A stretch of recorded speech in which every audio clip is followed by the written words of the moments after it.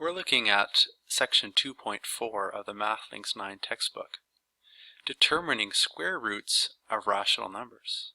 The first thing we're going to look at is how to determine a rational number from its square root. First, if the side length of a square models a number, the area of the square models the square of the number. Let's look at an example. First, we can see that the width of the square is 4 centimeters. We can see the length of the square is also 4 centimeters. We also know that a square has 4 equal sides. And you probably also know that to solve for the area of a square, we're going to multiply the length by the width. This could also be written as 4 squared, where 2 is the exponent that shows that we have to multiply 4 2 times. We can also write it as 4 times 4, and then of course our area is going to be 16 centimeters squared. If the area of the square models a number, the side length of the square models the square root of the number. Here in our example, the area is listed as s squared. To solve for the length of one side of the square, we are going to find the square root of the area. In this example, the area is s squared. And the square root of s squared is s.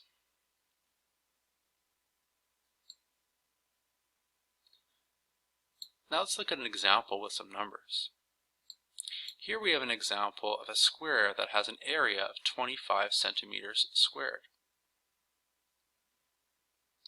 To find the side length of the square, we will find the square root of 25.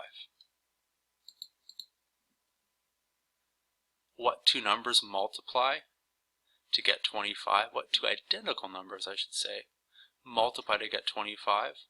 Well, we know here, and we can see in the picture, that 5 times 5 is equal to 25. So the square root of 25 is 5 centimeters.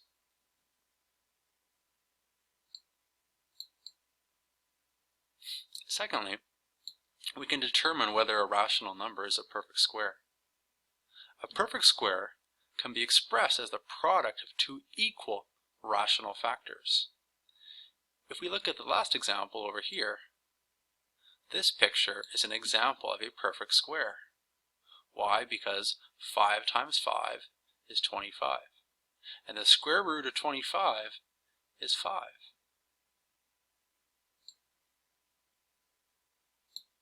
If I take an example of 25 over 49, we can see that both the numerator and the denominator are perfect squares, because 5 times 5 equals 25, and 7 times 7 equal to 49. So yes, 25 over 49 is an example of a perfect square. Let's look at another example. The next example is 0.4 or 4/10. 0.4 or 4/10 can be expressed in a fraction as 4 over 10. The numerator, 4, is a perfect square, because 2 times 2 equal 4. But the denominator, 10, is not a perfect square.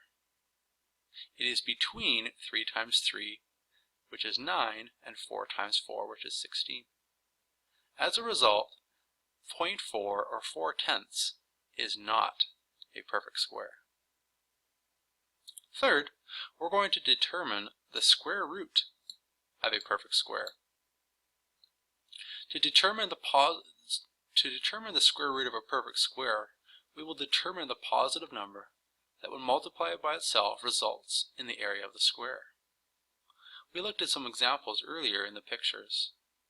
Here, I can look at the square root of 169, and I can use my calculator to identify that 13 times 13 will result in 169.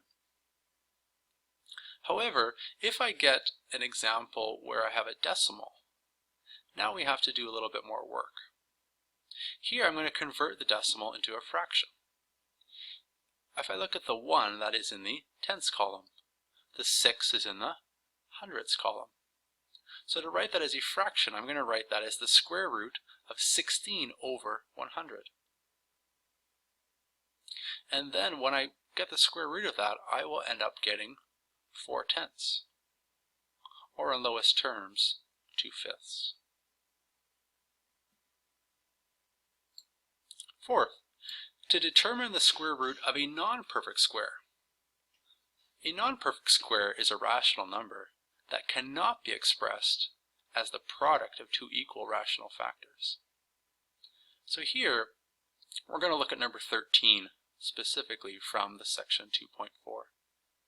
Number 13 reads, estimate each square root, then calculate it to the specified number of decimal places. We're going to look at question A. What is the square root of 39 to the nearest tenth? First, we're going to use the square root of a perfect square on either side of the square root of 39. Here, the square root of 36 is 6, and the square root of 49 is 7. We can see that the square root of 39 is much closer to 36 than to 49. So we can estimate that the square root of 39 will be approximately 6.3. After we've estimated, we can then punch 39 into our calculator and get the square root of 39 to the nearest tenth. And when we do that, we will end up with 6.2, or 6 2/10. Lastly, we're going to look at a word problem from the same section. Number 25 states, what is the length of the longest line segment that you can draw on a sheet of paper that is 27.9 centimeters by 21.6 centimeters? Express your answer to the nearest tenth of a centimeter. Here, we can see that the length of the paper is 27.9 centimeters. The width is 21.6 centimeters. And when we draw the longest line segment, it's going to be written as a diagonal. And you can see that this forms a triangle. So what we're going to do is we're going to use something called the Pythagorean theorem to solve for the length of the line segment. We are going to take a squared plus b squared equals c squared to solve for this. First, we're going to take 27.9 and square that. And then we're going to add it to 21.6 squared. When we do that with the help of our calculator, we will get 778.41 for the 27.9 squared. And we will get 466.56 for 21.6 squared. When we add those together, we will get 1,244.97. But that equals c squared. That's not what we're looking for. To solve for c, we are going to find the square root of 1,244.97. And when we do that, we will end up with 35.3 centimeters. And 35.3 centimeters represents the length of the longest line segment that you could draw on a sheet of paper.